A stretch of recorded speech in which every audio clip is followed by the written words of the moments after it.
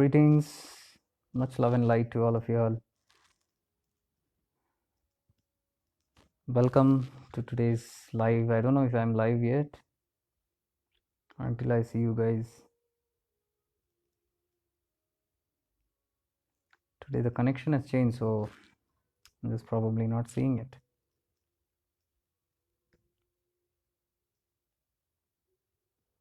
Yes, I think it's catching up now.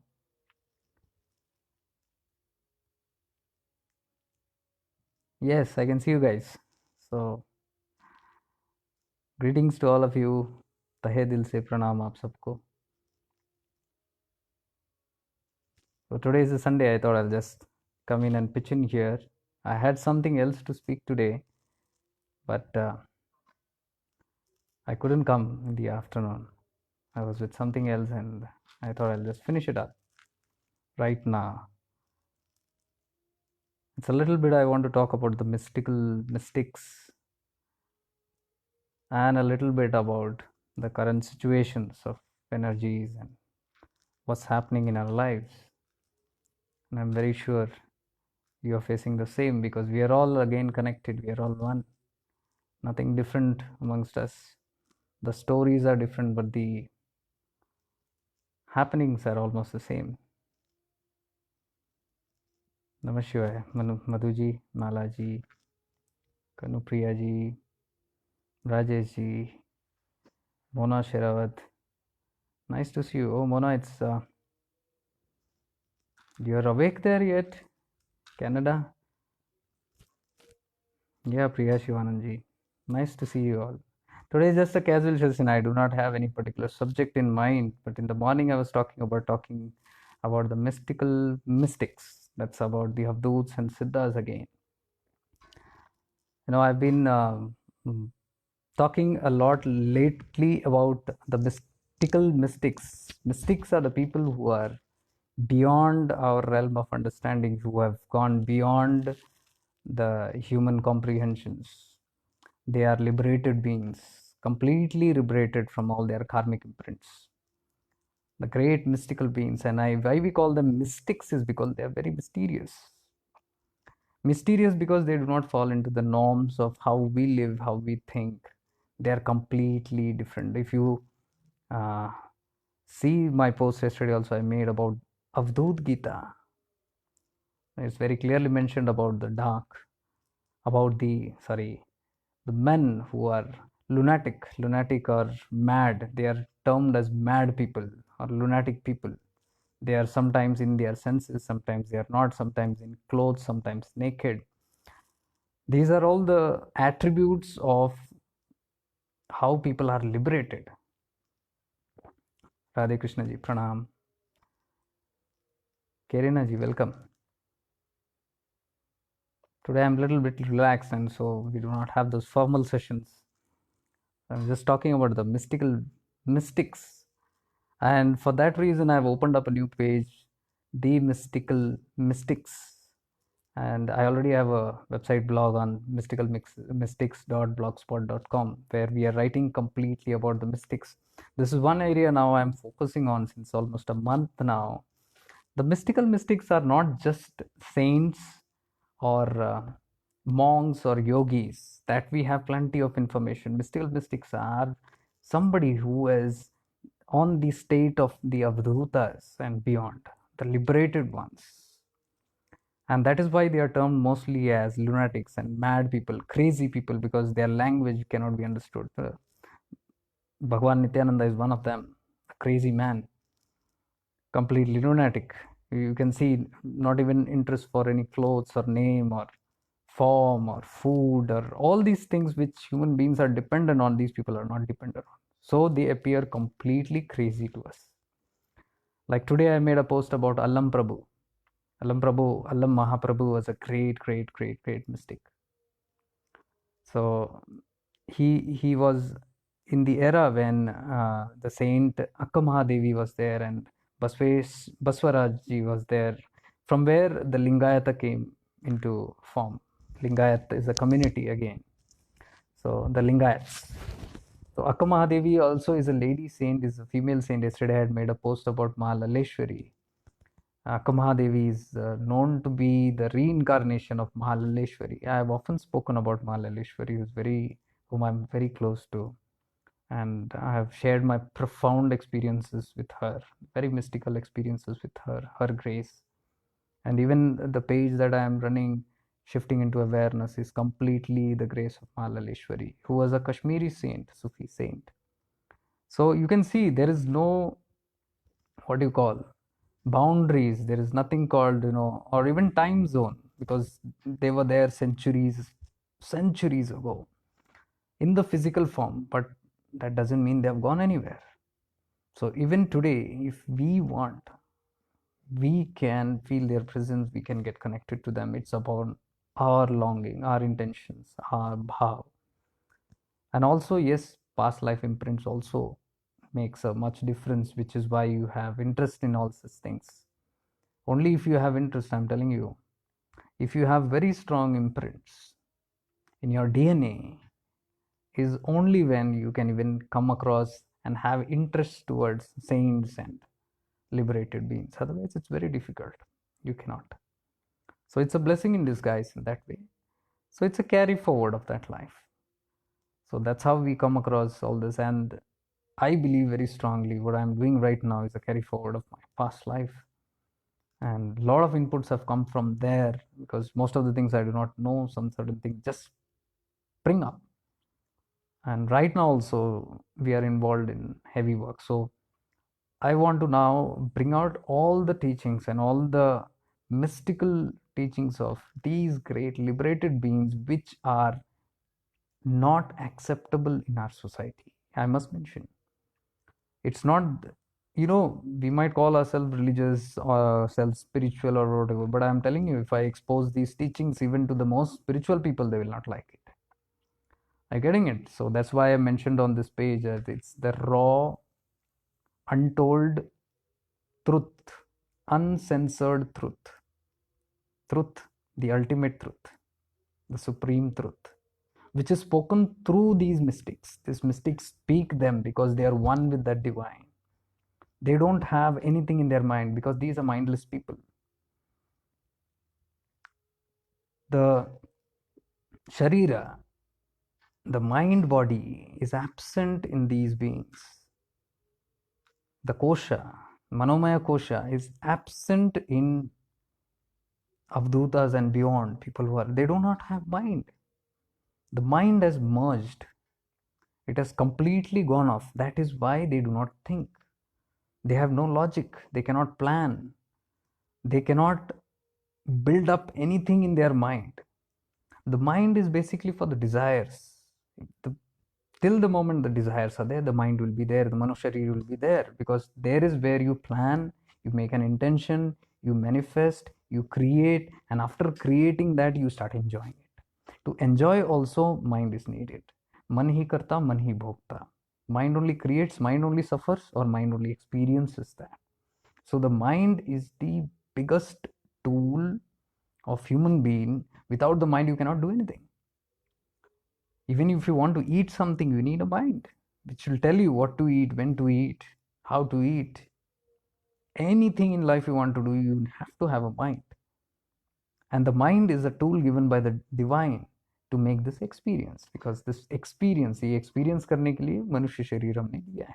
We have come to experience a lot of things of this planet Earth, and that is why we have taken birth here. That means even if you want to enjoy the comforts of the world, it's not a sin to enjoy it. You can enjoy it because that's your soul agenda. That is what, as a soul, you wanted to experience. If you wanted to experience a good marriage, that was there in your intention. If you wanted to experience the happiness of a child, that was there in your intention. If you wanted to experience good wealth, good health, whatever, all these things were there in your intention, in the soul, before you taking birth. It was unfulfilled. So now the soul wants to fulfill it, and that is the reason you took birth. So there is nothing about right or wrong there. It has just come to unwind that, experience it. Now experience how? You can only experience if you have the mind. If you don't have a mind, you cannot experience. That is why when you sleep, your mind is absent. You cannot enjoy anything in your sleep because you're conked off. Your mind is conked off. So you need the mind to experience it. And before experiencing it, if you want to eat a night delicacy of food, you need to have the mind. If you do not have the mind, and if you're just eating with your mouth, it will not, because your senses are connected to your mind. Your indriyas are connected to your mind. Your taste buds are connected to your mind. So whatever you eat, you relish the things in your mind actually. But before eating, you need to create it. You need to have a desire to eat that. Then only you can eat it. If you want a lunch, if you want a dinner, you need to have a desire to cook or order that food. It has to come into your mind. So when the mind is there only, you can even create. And create se pehle you need to have that intention. So that intention should be there. That is called desire. So without desire, nothing can happen. The first thing for a man to enjoy the pleasures of planet Earth, a desire has to be there. Without desire, nothing else will fulfill. That desire first comes in. With the desire, it is created. Where does the desire come and where it is created? Mind. Desire comes in the mind. Ichha man mein hoti hai. And that same mind then starts imagining it or planning towards it or working towards it or manifesting it. Same mind. The powers of the mind. Law of attraction. What you keep on thinking manifests. And depending on that desire of the mind, you manifest. And once it comes into your reality, physical reality, then you start experiencing it. How do you experience? Again, with the mind. If you don't have a mind, you cannot experience it. So you can see how powerful this tool is, the mind. Till death, from birth to death, mind is the biggest tool with which you can live, with which you can enjoy your human life. Whatever you want to, all the pleasures, all the five senses pleasures can be experienced only through the mind. Created, manifested, experienced. So whatever you create, pain or pleasure, even for pain, you need the mind. Pain also happens only if there is a mind. So pain and pleasure is experienced by the mind. What is the instrument of the mind? It's the brain. Physical instrument is the brain. But where the experiences actually happen is your mind. So man hi karta, man hi bhokta, they say. And the mystical mistakes, now you imagine what I told you, everything about the mind, the mystical mistakes, the mystics, the avdhuts do not have the mind. Imagine that situation where there is no desire, there is no creation, there is nothing called manifestation, and there is nothing called experiencing it. Because there is no mind, there is no pleasure for them, there is no pain for them. Are you getting it? Mind is absent. That is why they appear mad. They are walking around. They do not plan anything. When they see you, they want to talk to you. They have no desires. Like, oh, this guy is come. Now let me talk to him. Let me find out something. They ask you a question. Even if they ask you a question, understand there is no background for it. There is no purpose for it. Why am I asking this? Is there any intent? When you ask somebody anything, there is always a purpose. Anything you talk to anyone, there will be a purpose and intention behind it. 101%. Anything.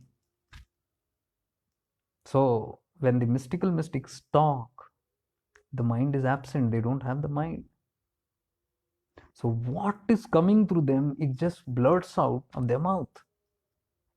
And since they are connected, that's how they are connected to everything. That is how they work miracles. And that is why there is no hide and seek for them. If anything comes to their mind, they will just blurt it out. That is why you cannot sit comfortably as a normal human being in front of an avdut. He will blow you up, literally. If you're sitting right there and in some cranky thoughts is going in your mind, he will see that because he is connected. He is a Trikaldarshi. He can see it and he will blurt it out in front of you, in front of all the people, without thinking, because there is no thinking. He doesn't have mind. He will not think, oh, if I tell this, what will happen? How will that person feel? Or how? There is no calculation at all because there is no mind. It is like a spontaneous activity. He's just like a medium there, and some things are getting into him and it is transferring out through his mouth. It's a very beautiful thing. That is why the mystical mystics, when they speak only and only the ultimate truth. They are not scared of anyone. They will not calculate, oh, if I say this, who will get offended, or what will happen to me, what these people will think, or what is going to be the consequence. There is no calculation because there is no mind. They will just talk it out. Allam Prabhuji's, today I put that quote. I don't know if I can see it here, but that was a very beautiful quote.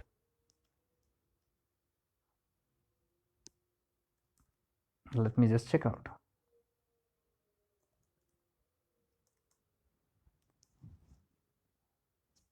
Even Akama Devi, if you see, yesterday I put Malaleshwaris, all these kind of people, even Chidakasha Gita of Bade Baba, Bhagwan Nityananda, you see what they're talking.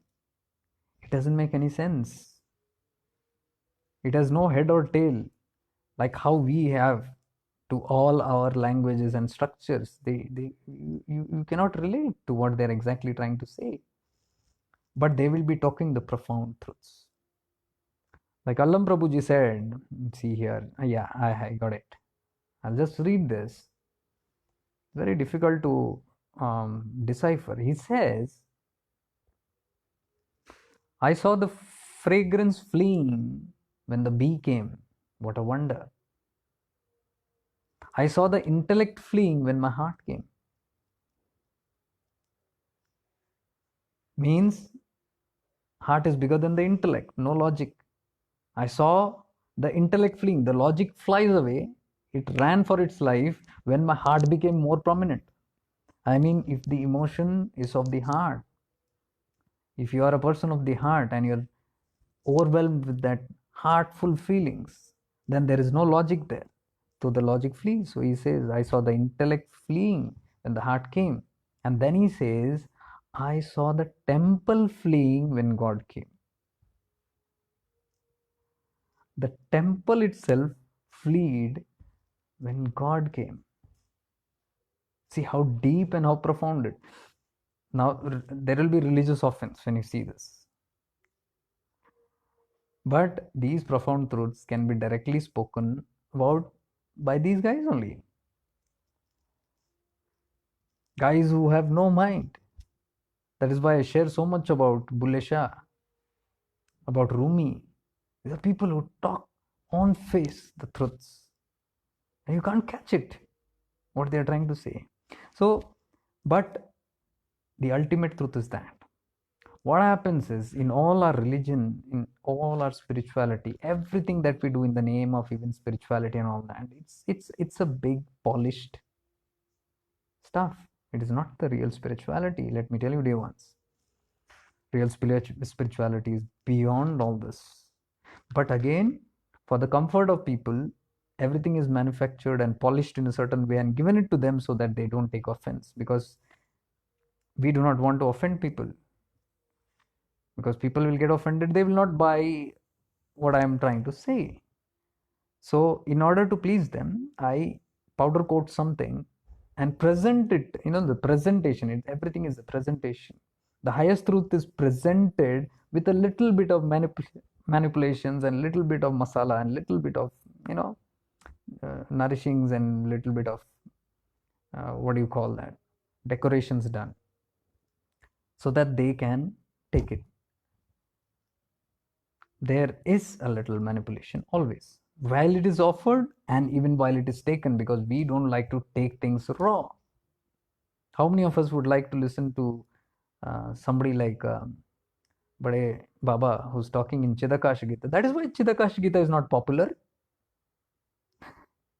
We talk about Chidakash Gita, we talk about Chidakash Gita, we talk about Bhagwan, but how many of his teachings are famous? They're not famous. You open the Chidakasha Gita and start reading and see Most of the teachings which are very popular are only those that suit our comforts, that suit our egos, that suits our values of human life, the modern spirituality. Read through it, you will come to know. You will come to know that there is so much teachings all over the globe about Bhagwan Nityananda. Why certain teachings of Chidakasha Gita is not highlighted? Ask yourself this question. Bhagwan has told this, then all his teachings should be profoundly put. Every great saint, every great master has some profound truths. Forget all that. Our own master, I'm telling you. My attempts in my website, Divine Touches of Master, is an attempt I've made to bring out all the teachings as it is. Even this page that I'm trying to do is bring out the teachings of Gurudev as it is, because those teachings also are not full-fledged in entirety in its purest form. It's not the first time I'm saying it. You can look into all the meaning of acceptance, the meaning of forgiveness, the meanings of unconditional. There's so many things the master talks about. There are so many teachings of the master which are very profound and direct and straight on face. It's like a slap on your face. But it's not famous because we don't like slaps. We feel offended. We do not like to digest that. So what kind of teachings do we take even of our guru? We take only those teachings that suit our needs, our egos. It's not everything. I always say if the master is there, he is in entirety. Whatever he has taught, everything should be practiced, put into practice.